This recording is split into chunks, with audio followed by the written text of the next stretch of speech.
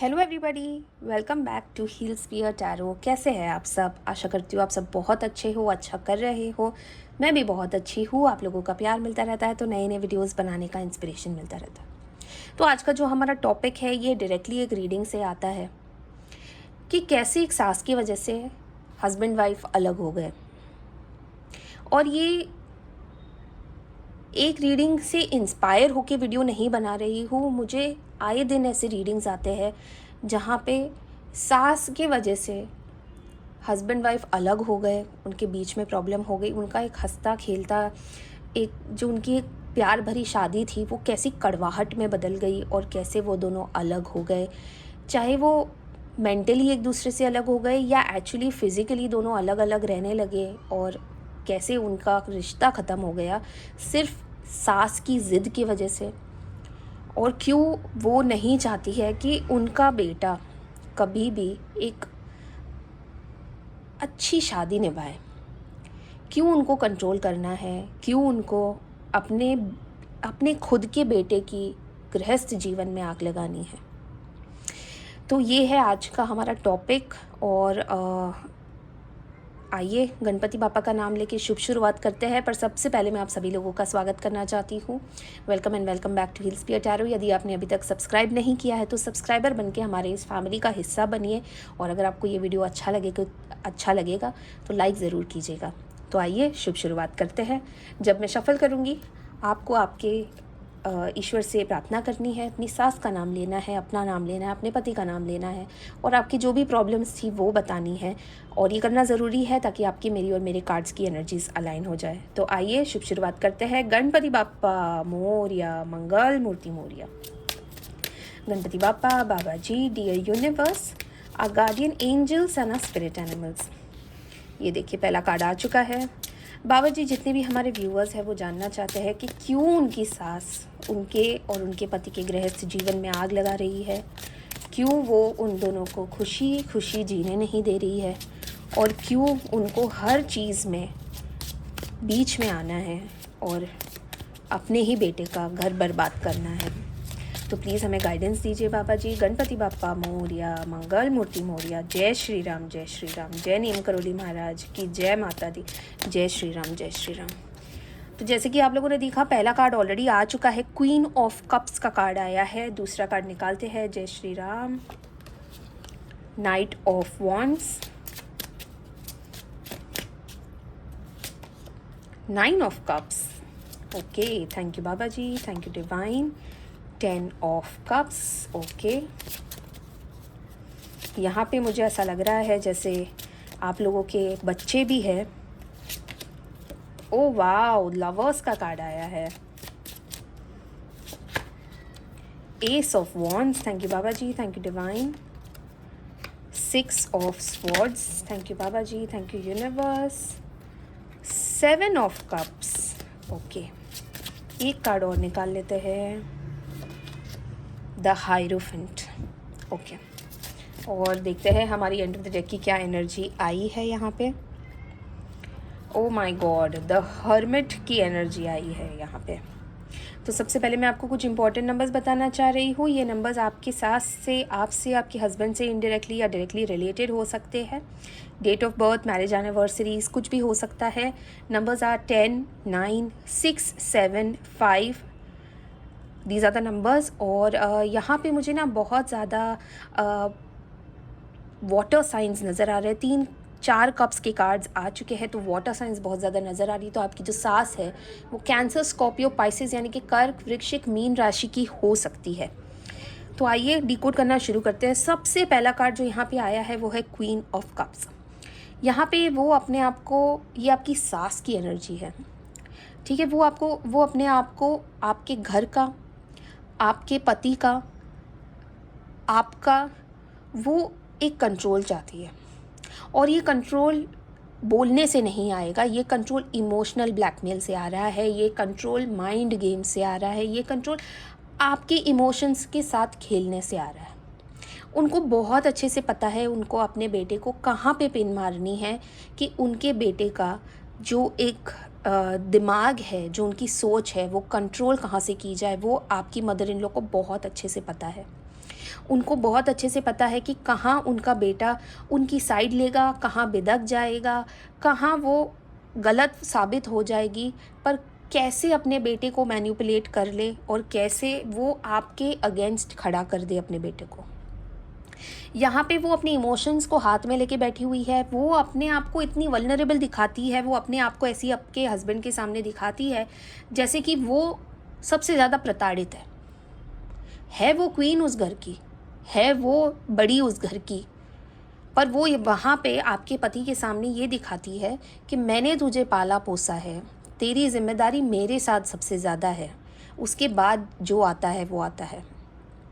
तो यहाँ पे उनको पता है कि उनको कैसे आपके पति को कंट्रोल में लाना चाहिए, और यहाँ पे वो ये भी जानती है कि जब उनका बेटा घर पे नहीं होगा और जब आप दोनों अकेले होंगे तो वो आपको कैसे मैनिपुलेट करें। उनको मैनिपुलेशन बहुत अच्छे से आता है, उनको इमोशंस के साथ खेलना, बेचारी बनना जब टाइम आए, और आपके सामने सवा शेर बनना बहुत बखूबी आता है। तो अगर आपको ऐसा कहीं लगता है कि आप इनको बातों में फंसा देंगे तो वो नहीं होने देंगी, क्योंकि ये बहुत ही ज़्यादा शातिर है इस गेम में। नाइट ऑफ वॉन्ड्स का यहाँ पे कार्ड आया है। ये जो एनर्जी है ना, वो यहाँ पे ये दिखा रही है कि बहुत ही अग्रेसिवली वो आपके पीछे पड़ी हुई है। देखिए यहाँ पे मुद्दा पता है क्या है, मुद्दा पावर का है। मुद्दा यहाँ पे केवल एक ही है कि उनका बेटा उनके हाथ से नहीं निकलना चाहिए। शादी तो आपकी बेशक धूमधाम से करवाई होगी, बहुत ही अच्छे से आपको घर में लाया गया होगा, शादी के बाद आपको दुनिया जहान के प्रॉमिसेस किए होंगे कि आपको बेटी बना के रखेंगे, पर कहीं ना कहीं वो जो एक प्रॉमिस जो आपके साथ किया गया था बेटी बनाने का, अब वो आपको ना उस घर परिवार का हिस्सा भी नहीं बनने दे रहे हैं। अब उनको ऐसा लगता है कि अगर मेरे बेटे को इससे बहुत ज़्यादा प्यार हो गया या मेरा बेटा इसकी सुनने लगा तो वो कहीं की नहीं रहेगी। तो इसीलिए वो अग्रेसिवली आगे बढ़ रही थी। पहले आपको अपनाया, फिर सडनली उनको क्या हो गया, उनको ये समझ में आ गया कि कहीं मेरे हाथ से पावर ना छिन जाए, तो उन्होंने वो सारी चीज़ें बंद कर दी। और इसमें उनका जो एक ओवर थिंकिंग का नेचर है ना, वो बहुत ज़्यादा सामने आ रहा है। जैसे वो बहुत ज़्यादा सोचती है इन सब चीज़ों को लेके, माइंड गेम्स खेलना, पॉलिटिक्स करना, घर के ही घर में लोगों के बीच में आग लगाना, तो हमेशा ही एक अग्रेसिव एक फ्रंट रहा है उनका। 9 ऑफ कप्स का यहाँ पे कार्ड आया है। देखिए उनको, जैसे कि मैंने आपको कहा, इमोशन से खेलना बहुत अच्छी तरीके से आता है। उन्होंने अपने हर एक फैमिली मेम्बर को इमोशनली बांधा हुआ है। कहीं किसी के लिए कुछ कर दिया, कुछ एहसान जताने के लिए वो आगे बढ़ती है लोगों की मदद करने के लिए।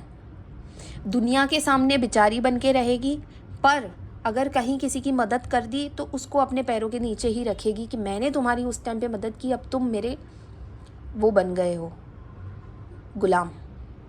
तो उन्होंने अपने सारे रिश्ते एहसानों के तले रखे हुए हैं। उन्होंने अपने सारे इमोशंस को हर जगह ऐसे ऐसे खर्च किया है कि आप सोच नहीं सकते कि आपके साथ ये इंसान भला कर रहा है, आपके लिए स्टैंड ले रहा है, कि इस इंसान की कोई और ही चाल है। तो कहीं ना कहीं इनको ये सारी चीज़ें बहुत अच्छे से आती है। ये दोनों कार्ड्स पे मैं बाद में आती, क्योंकि ये दोनों कार्ड्स की एनर्जी मुझे आपकी आ रही है, तो मैं अभी आपकी सास की एनर्जी की बात करना चाह रही हूँ।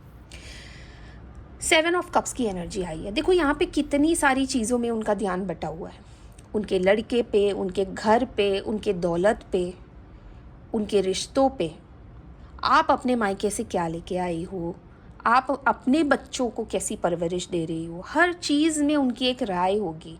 हर चीज़ में उन्होंने एक ढोंग मचा के रखा हुआ है कि अगर आप अपने बच्चे की परवरिश कर रहे हो तो तुमको तो कुछ नहीं आता, मैंने अपने बच्चे पाले हैं, मुझे ज़्यादा पता है। वो आपके और आपके बच्चों के बीच में भी इंटरफियरेंस कर रही होगी। वो आपको आपका काम सिखाती होगी, बीवी कैसे अच्छी बनते हैं, माँ कैसे अच्छी बनते हैं, बहू कैसे अच्छी बनते हैं। अरे तुम्हें पता है हमारे ज़माने में तो हम बोल भी नहीं पाते थे।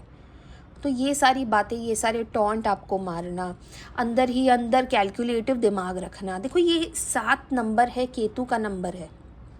इल्यूजन्स क्रिएट होते हैं माइंड में।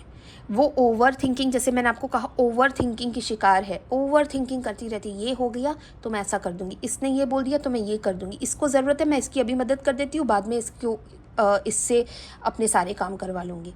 तो ये सारी गड़बड़ गड़बड़ चीज़ें इसके मन में चल रही है, और यही चीज़ें वो प्रैक्टिस कर रही है। ठीक है, एस ऑफ वॉन्ड्स का यहाँ पे कार्ड आया है और 6 ऑफ स्वॉर्ड्स का कार्ड आया है। एस ऑफ वॉन्ड्स आपको क्या बता रहा है?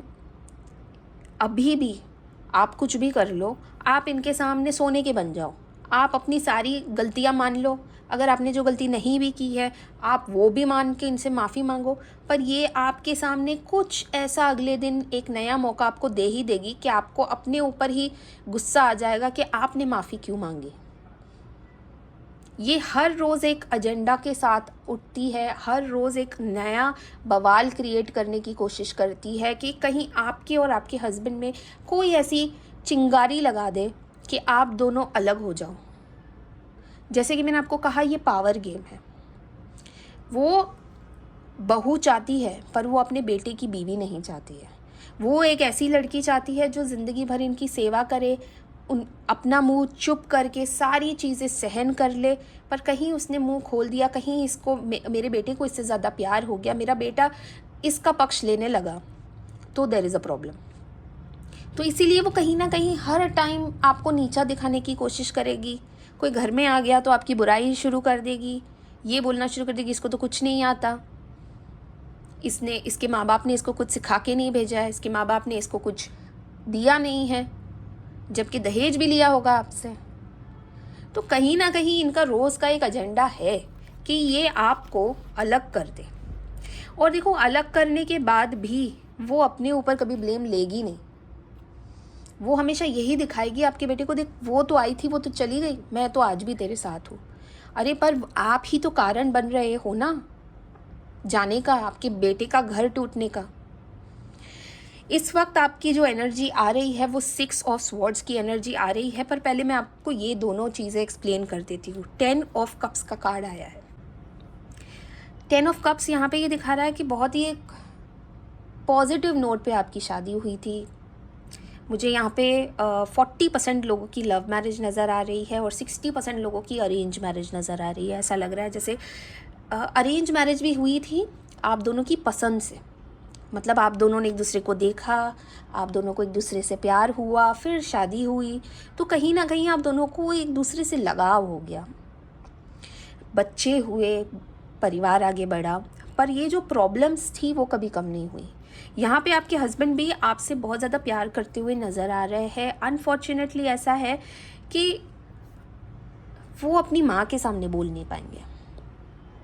वो आपसे बंद कमरे में आपकी सारी बातें सुन लेंगे, अपनी माँ के खिलाफ भी सुन लेंगे, पर जब माँ सामने आ जाएगी ना, तब वो आपकी बिल्कुल नहीं सुनेंगे। तब वो ये सोचेंगे कि मेरी माँ ने मुझे बचपन से पाल पोस के बड़ा किया था, मैं उसके अगेंस्ट नहीं जाऊँगा। फिर चाहे उनको अपने ही बच्चों से अलग रहना पड़े, अपनी ही बीवी से अलग रहना पड़े, पर वो अपनी माँ का पल्लू नहीं छोड़ेंगे। तो प्यार तो है, ठीक है, दोनों तरफ से है, आपकी तरफ से भी है, उनकी तरफ से भी है। आप केवल ये चाह रहे हो कि आपका जीवन, आपका जो गृहस्थ जीवन है वो बच जाए किसी तरह। आपने कभी नहीं ये बोला होगा कि अपनी माँ को छोड़ दो, मेरे और अपनी माँ में से किसी एक को चुन लो, पर कहीं ना कहीं आपके मन में ये ज़रूर आया होगा कि मेरे पति ने मेरे लिए कभी स्टैंड नहीं लिया है, इसी वजह से आप दुखी बहुत रहते हो। और आज इतना प्यार भरा माहौल जो आप दोनों के बीच में था, एक स्टार्टिंग की टाइम में, मतलब जब शादी हुई थी आपकी, इतना प्यार था आप दोनों के बीच में, इतनी अंडरस्टैंडिंग थी, इतना ट्रस्ट था आप दोनों के बीच में, वो यहाँ आके खड़ा हो गया। 6 ऑफ स्वॉर्ड्स की एनर्जी, यानी कि अब साथ है पर साथ नहीं है। अब ना आप उनको कुछ खुल के बोल सकते हो, क्योंकि आपको भी इस बात का भरोसा नहीं है कि कल को ये अपनी माँ को जाके ना बोल दे। आपके हस्बैंड को इस बात का भरोसा नहीं है कि कल को किसी झगड़े में आपने कोई बात बोल दी। तो ये सारी चीज़ें बहुत चल रही है आप दोनों के बीच में। जो ट्रस्ट था ना आप दोनों के बीच में, जो विश्वास था आप दोनों का एक दूसरे के अंदर, वो कहीं छूट गया है और आप दोनों अलग हो गए हो। यहाँ पे मुझे ऐसा लग रहा है कि बहुत सारी मेरी बहनें हैं जो ऑलरेडी अपना ससुराल छोड़ चुकी है अपने बच्चों के साथ, और आप वेट कर रहे हो कि कहीं उनको रियलाइज़ हो आपके हस्बैंड को और वो आपको लेने आ जाए। आप नहीं चाहते हो कि वो अपनी मदर के अगेंस्ट जाए, आप नहीं चाहते हो कि वो अपनी माँ को छोड़ दे, पर आप ये ज़रूर चाहते हो कि वो आपके लिए स्टैंड तो ले।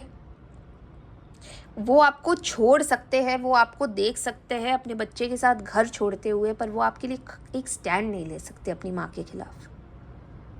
तो ये क्रॉस रोड्स पे आप आके खड़े हो गए, और यहाँ पे यहाँ पे हर्मिट की एनर्जी आई है एंड ऑफ द डेक की। मतलब आपने बहुत कोशिश की, अंधेरे में भी एक आशा की किरण आपके सामने रही, आपने कोशिश की कि उस किरण के थ्रू मैं कहीं अपनी ज़िंदगी निकाल लूँ, पर आप अंदर से ही इतने टूट गए जब आपके हस्बैंड ने ही आपका साथ छोड़ दिया कि आज आप अंदर से ही खाली हो गए हो, आपका मन भर आ गया। आपने अपने बच्चों को एक ऐसी ज़िंदगी देनी चाहिए जहाँ पे वो अपने माँ बाप के साथ जिए, वो देखे कि उसके माँ बाप एक दूसरे से कितना प्यार करते हैं, हमसे कितना प्यार करते हैं, पर आपका वो जो सपना था वो ही ख़राब हो गया, वो ही ख़त्म हो गया, क्योंकि आपको ऐसा लगा कि ये वो इंसान ही नहीं है जिससे मैंने शादी की थी। तो कहीं ना कहीं आप बहुत टूट चुके हो। हायरोफेंट की एनर्जी आई है, ये एनर्जी आपकी मदर इन लॉ की लग रही है। यहाँ पे जो एनर्जी मुझे आ रही है वो चाहती है कि वो सबसे ऊपर रहे पूरे ख़ानदान में, कि उनका पूरा फैमिली उनकी जी हजूरी करे। वो सही है तो भी सही है और वो गलत है तो भी सही है, पर वो कभी भी झुकेगी नहीं। आप उनको गलत बोल दो तो वो आपको 100 रीज़न दे देगी कि आप गलत हो और वो सही है, वो जस्टिफाई कर देगी। तो ना कोई उनको सच बोल पाया है, क्योंकि किसी में हिम्मत ही नहीं थी उनको सच बोलने की। पर जब आपने सच बोलना शुरू किया तो आप गलत हो गई, आप दुश्मन बन गई, आप आउटसाइडर हो गई। तो ये जो एनर्जी है ना, जब तक ये एनर्जी रहेगी, जब तक आपके हस्बैंड ये एनर्जी को नोटिस नहीं कर लेते, तब तक आपकी ये वाली जो एनर्जी है 6 ऑफ स्वॉर्ड्स की, जहाँ पे आप दोनों अलग हो, वो कभी एक नहीं हो पाएगी। तो आपके हस्बैंड को भी वो देखना बहुत ज़रूरी है कि हाँ, वो बेशक अपनी माँ को नहीं छोड़ सकते, उनकी माँ उनके बेटे के बिना नहीं रह सकती, पर क्या उनके बच्चे उनके बिना रह सकते, एक पिता के बिना रह सकते? क्या उनकी बीवी अपने हस्बैंड के बिना रह पाएगी? मैं मानती हूँ कि हर शादी में ऐसा मोड़ आता है जहाँ पे गिव अप वाली सिचुएशन आ जाती है। बहुत सारे कपल्स उसी टाइम पे अलग हो जाते हैं, डिवोर्स ले लेते हैं, बहुत सारे कपल समझदारी से आगे बढ़ जाते हैं। पर क्या सैक्रिफाइस एक तरफा ही होना चाहिए? क्या समझदारी दोनों तरफ से नहीं होनी चाहिए? तो आइए देखते हैं कि आपके हस्बैंड किस एनर्जी में है इस वक्त।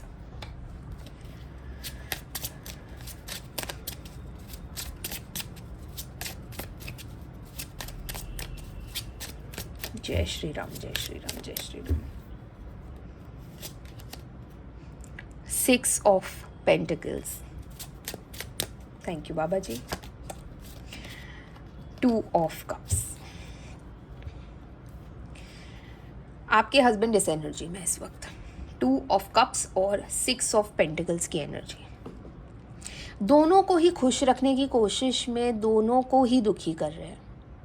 बहुत कोशिश की होगी शायद उन्होंने आपके और आपकी मदर इन लॉ के झगड़ों को सुलझाने की, एक बैलेंस बनाने की, जहाँ पे शायद आप सही भी थी, वहाँ पर भी आपको गलत ठहरा दिया, अपनी माँ का पक्ष ले लिया, और इसी वजह से आपको जो अटेंशन मिलना चाहिए था, आपके साथ जो जस्टिस होना चाहिए था, वो उसका पलड़ा कम होता गया और आपकी सास वाला पलड़ा थोड़ा सा ज़्यादा हो गया।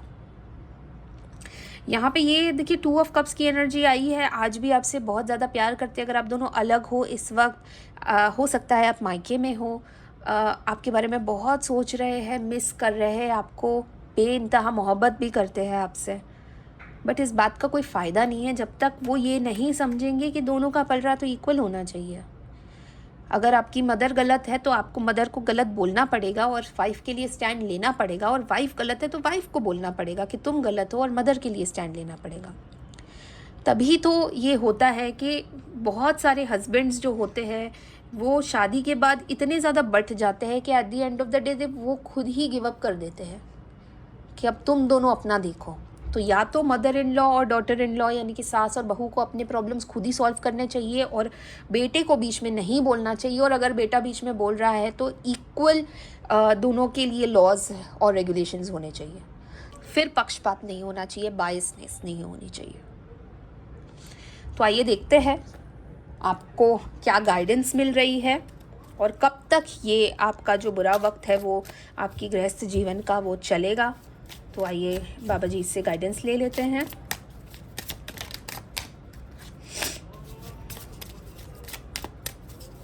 जय श्री राम, जय श्री राम, जय श्री राम, जय श्री राम। Transformation,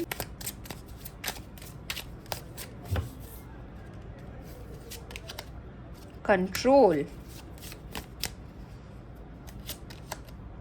integration.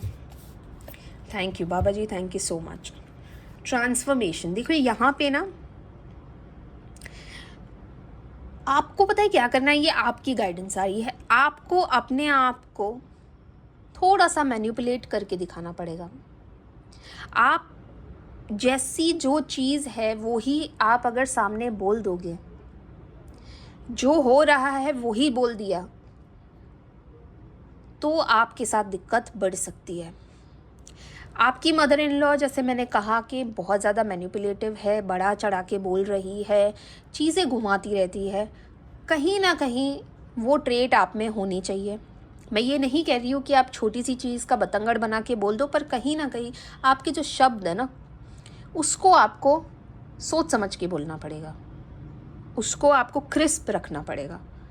बात का बतंगड़ नहीं बनाना है, बात घुमा के पोलाइटली सामने रखनी है।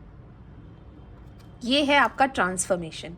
कंट्रोल, आपको आपकी इमोशंस को कंट्रोल करना पड़ेगा, आपके एंगर को कंट्रोल करना पड़ेगा। आप दिल में बहुत सारी चीज़ें लेके बैठ जाते हो, छोटी से छोटी चीज़ आपको दिल में चुभ जाती है, थोड़ा सा उस चीज़ को कंट्रोल करो। देखिए, जब वक्त ख़राब होता है और आपको लगता है कि सिचुएशन आपके हाथ में नहीं है, सामने वाला अगर झगड़ रहा है, आप उसको वही चीज़ रिपीट करके बोल दोगे तो आप में और उनमें कोई अंतर नहीं रहेगा।